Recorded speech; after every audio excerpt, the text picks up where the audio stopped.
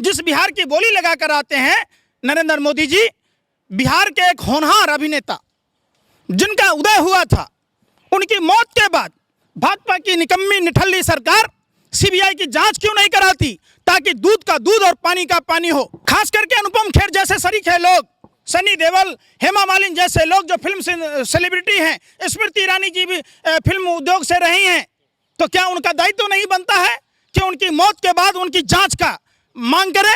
एक शब्द भी इनके मुंह से नहीं निकलता है। आज सुशांत जी की मौत की कई दिन हो गए, फिर भी इन्होंने संज्ञान नहीं लिया। क्या ये सीबीआई से जांच कराने में डरते क्यों हैं? कहीं इनका तार तो नहीं जुड़ने की संभावना है? यह जांच कराने की विषय है, इसकी उच्च स्तरीय जांच होनी चाहिए, संयुक्त समिति से होनी चाहिए, सीबीआई से होनी चाहिए। आखिर ये क्यों नहीं करा रहे? चमन में फूल हाथों में गुलदान रहने दो, मंदिर में भजन मस्जिद का आजान रहने दो। दो ही कौम की बात करती है भाजपा की निठल्ली निकम्मी दरिंदी जालिम सरकार, हिंदू और मुसलमान की बात करती है। अरे मोदी जी, हमें पुराना हिंदुस्तान में रहने दो। सवाल ये उठ रहा है कि क्या जो शिलान्यास हो रही है बीजेपी की तरफ से, मोदी की तरफ से, क्या लगता है कि वो बीजेपी का राम मंदिर है या फिर प्रदेश का? देखिए, प्रभु श्री राम तमाम हिंदुओं के आराध्य देव हैं। राम और कृष्ण भारत की कण-कण में बसे हैं।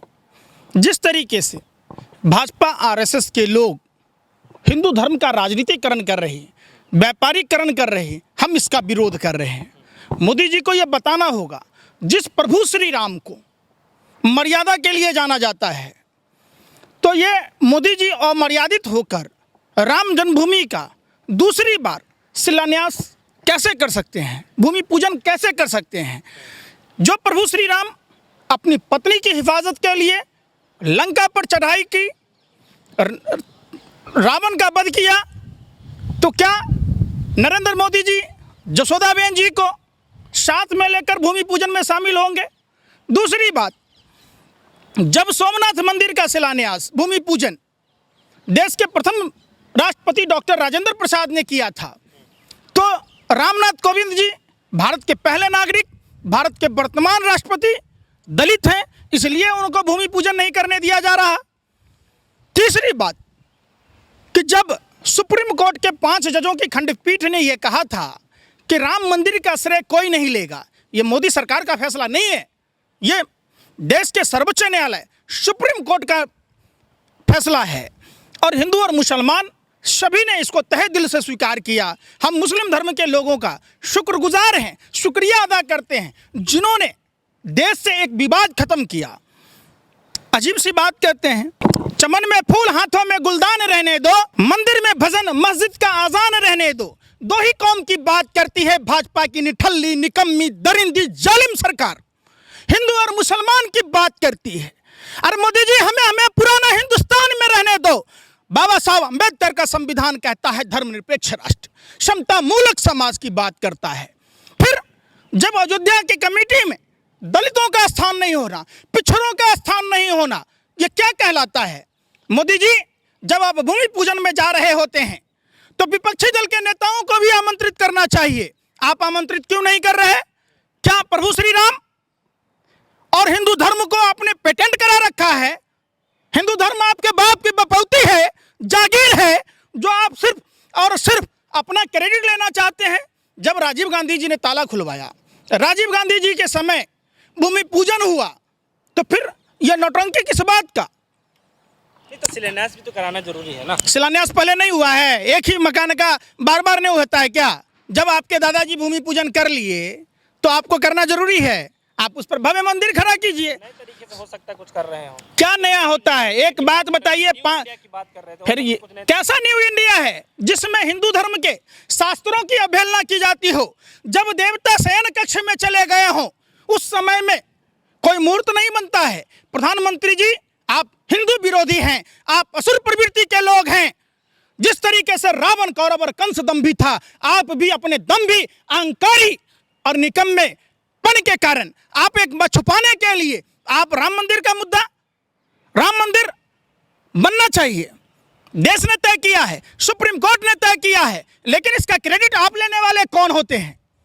इस 5 अगस्त को भूमि पूजन का कोई समय नहीं है, शास्त्रों के हिसाब से। कह रहे हैं कि पूरा मुहूर्त निकाला जाएगा, मुहूर्त के हिसाब से पूजा पाठ किया जाएगा, उसका शुभारंभ किया जाएगा, पूरा दिवाली मनाई जाएगी, उस देश में उल्लास की खुशी मनाई जा रही है, मिठाइयाँ बांटने की तैयारी की जा रही है, लोगों में टिफिन में भर भर के मिठाइयाँ बांट, पूरा पुताई रंगाई सब पूरा चल रहा है, दिवाली की तरह पूरा उत्साह मनाया जा रहा है। आप कह रहे हैं कि कोई मुहूर्त नहीं है। दिवाली का उत्साह तो भाजपा के 40 साल पूरे होने पर इन्होंने पूरे देश से दिया टॉर्च मोमबत्ती जलाई थी, कोरोना भाग गया।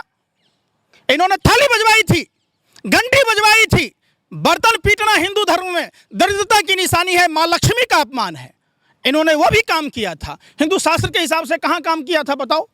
क्या अस्पतालों की स्थिति फूल बरसाने से सही हो गई? अमिताभ बच्चन जी ने तो सारे काम किए थे, फिर उनको कैसे कोरोना हो गया? आरोग्य सेतु ऐप होने के बावजूद हो गया। देश में कोरोना महामारी की समस्या है, बाढ़ की समस्या है, माता बहनों की इज्जत आबरू की समस्या है, सीमा पर तनाव की समस्या है, और देश में रुपये का लगातार गिरना, देश में बेरोजगारी की समस्या है, भूखमरी की समस्या है। चंदा इकट्ठा कर करके डोनेशन कर रहे हैं ताकि राम मंदिर का निर्माण हो जाए। इसका मतलब सिर्फ मोदी जी की ही इसमें बात नहीं है। चंदा तो इकट्ठा उस समय भी किया गया था, ईंट पूजे गए थे, चांदी और सोने के ईंट भी आए थे, मिट्टी के भी ईंट आए थे, पैसे वसूले गए थे। जो आडवाणी जी इनके गुरु हैं, क्या उनसे क्यों नहीं उसको मुहूर्त कराया जा रहा? कि जब योगी जी कोई कार्य कर रहे हैं तो गलत थोड़ी कर रहे होंगे। योगी जी अपराधी हैं कि योग गुरु हैं? योगी हैं। योगी हिंदू धर्म में वो होता है सन्यासी जो भगवा वस्त्र पहनकर संसारिक सुख सुविधाओं को छोड़कर मंदिर में भगवान की पूजा अर्चना करता है। मंदिर और छोड़कर भगवान की सेवा छोड़कर जो करने की तैयारी कर रहे हैं, वही तो कहाँ कर रहे हैं तैयारी? तो मुख्यमंत्री पद से इस्तीफा दे दें। संसारिक सुखों में क्यों लीन है? क्यों सत्ता की दलाली कर रहे? क्यों भगवान राम के नाम पर राजनीति कर रहे? ये सवाल उठता है ना। वो वही उत्तर प्रदेश है जहां देखिए, नहीं, सत्ता में बैठ के भी किया जा सकता है। कैसे किया जा सकता है? आज तक कोई भी साधु संत बता दीजिए जो हमारे समाज में पैदा हुए हिंदू धर्म में, एक भी शासन सत्ता पर रहे। आप इसका मतलब उनको नहीं जानते। विश्वामित्र को राजपाट छोड़कर इन्होंने योग किया था, तपस्या में लीन हुआ था, संसारिक सुख सुविधाओं को छोड़कर किया था। राजा रहते तो नहीं किया था। के पास कुछ नहीं है, वो उन्होंने भी संसारिक सारे सुख छोड़ करके उन्होंने भी देश की सेवा करने के लिए ठाना है, तभी उनके आगे पीछे कुछ नहीं है। मोदी जी पनौती हैं। मोदी जी घर में थे, घर तबाह था। जब गुजरात में थे, गुजरात जल रहा था। जब देश में आए, देश जल रहा है। देश में चारों तरफ अफरा तफरी का माहौल है। देश में बेकारी है, बेरोजगारी है, भुखमरी है, माँ बहनों की इज्जत आबरू सुरक्षित नहीं है, रुपया लगातार गिर रहा है, महंगाई बढ़ रही है, देश की जनता त्राहिमाम त्राहिमाम कर रही है। अच्छा, देश में काफ़ी तरक्की का भी कार्य कर रहे हैं और लगातार कह रहे हैं कंपनियां भी बैठाएंगे आगे जा करके, काफ़ी देशों से बात भी कर रहे हैं, तो कंपनियां बैठने की भी बातचीत की जा रही है। अब लोगों को रोजगार भी दिया जाएगा, वो समय आ चुका है। आप कह रहे हैं कुछ कर नहीं रहे हैं। प्रधानमंत्री नरेंद्र मोदी जी दम्भी हैं, अहंकारी हैं, अज्ञानी हैं, कोरा गप्पू हैं। देश ने मान लिया ये मंद बुद्धि के नरेंद्र मोदी जी ही फेंकू गप्पू पप्पू हैं। देश ने मान लिया है। आपने कहा कि वो विकास की बात, जगह के नाम बदलने को, कपड़ा बदलने को ये विकास समझ रहे। घाट घाट पर बानी बदले, कोस कोस पर कपड़ा। हर प्रदेश में लंबी लंबी फेंकेसी का नाम है नरेंद्र मोदी। वो उस गाड़ी मालिक के तरह हैं जिस गाड़ी का चक्का बेच देते हैं, सीट बेच देते हैं, स्टीयरिंग बेच देते हैं, कहते हैं गाड़ी नहीं बिकने दूंगा। ये भारत माँ की आंचल में झांक कर देख रहे क्या कुछ बचा है। देश ने देखा है जो पूर्ववर्ती सरकारों ने देश में जो संपत्तियां बनाई उसको ये कौड़ी के दाम में बेचने का काम किया है। ये नीम की लकड़ी को चंदन समझते हैं, ये चंदन को अगरबत्ती समझकर बेच डालेंगे। देश की हुकूमत, देश की जनता ने हुकूमत दी है चाय वाले को, ये चाय पत्ती समझकर बेच डालेगा। ये सन की पागल बड़ा ही नादान है, अपने को हिटलर और नेपोलियन की जोड़ी समझता है। ये देश की गरीब जनता की कमाई को काला धन समझता है। आपने देखा देश में तमाम तरह की संपदाओं को बेच दिया। क्या मोदी जी ने तो शौचालय बनाया था? मोदी जी आपको शौचालय बेचनी चाहिए थी। आप पूर्ववर्ती सरकारों की बनाई हुई संपत्तियों को क्यों बेच रहे? जिस बिहार की बोली लगा कर आते हैं नरेंद्र मोदी जी, बिहार के एक होनहार अभिनेता जिनका उदय हुआ था, उनकी मौत के बाद भाजपा की निकम्मी निठल्ली सरकार सीबीआई की जांच क्यों नहीं कराती ताकि दूध का दूध और पानी का पानी हो। खास करके अनुपम खेर जैसे शरीक है लोग, सनी देओल, हेमा मालिनी जैसे लोग जो फिल्म सेलिब्रिटी हैं, स्मृति ईरानी जी भी फिल्म उद्योग से रही हैं, तो क्या उनका दायित्व नहीं बनता है कि उनकी मौत के बाद उनकी जांच का मांग करें? एक शब्द भी इनके मुंह से नहीं निकलता है। क्यों? सिर्फ वोट की राजनीति के लिए ये हर बात को घुमा फिरा के लेते हैं, चुनावों में फायदा लेने की कोशिश करेंगे। आज सुशांत सिंह की मौत की कई दिन हो गए, फिर भी इन्होंने संज्ञान नहीं लिया। क्या ये सीबीआई से जांच कराने में डरते क्यों हैं? कहीं इनका तार तो नहीं जुड़ने की संभावना है? ये जांच कराने की विषय है, इसकी उच्च स्तरीय जांच होनी चाहिए, संयुक्त समिति से होनी चाहिए, सीबीआई से होनी चाहिए। आखिर ये क्यों नहीं करा रहे हैं? अच्छा, अब सवाल ये भी उठ रहा है कि उत्तर प्रदेश में लगातार जो सिलसिला है कत्ल का, ये सब रुकने का नाम नहीं ले रहा। अभी मेरठ से घटना ये है कि 6 दिन पहले किसी वकील की लापता की खबर आती है और कल रात में उनका लाश मिलता है एक वकील का 6 दिन के बाद में। तो कुल मिलाकर सिलसिला रुकने का नाम नहीं ले रहा है। आप क्या बताना चाहेंगे? ये सरकार देश की समस्याओं पर ध्यान नहीं दे रही। ये सरकार सिर्फ देश में संपदाओं को बेचने में लगी है, अपने पार्टी फंड में कमीशन लेने में लगी है। किस तरीके से ये पार्टी मजबूत करने में लगे हैं। इन्होंने 500 ऑफिस से अधिक बना लिए, 400 से अधिक बनाने हैं। ये एक भी अस्पताल, एक भी स्कूल कॉलेज नहीं बनाते जहां हमारे देश के बच्चे साइंटिस्ट बनते, टीचर बनता, वकील बनता, इंजीनियर बनता। वो काम नहीं कर रहे। ये कहते भिखारी बनो। प्रधानमंत्री जी ने खुद भरी जवानी में भीख मांगी है, बुढ़ापे में क्या खाक काम करेंगे? ये सिर्फ उसी पैटर्न पर चल रहे।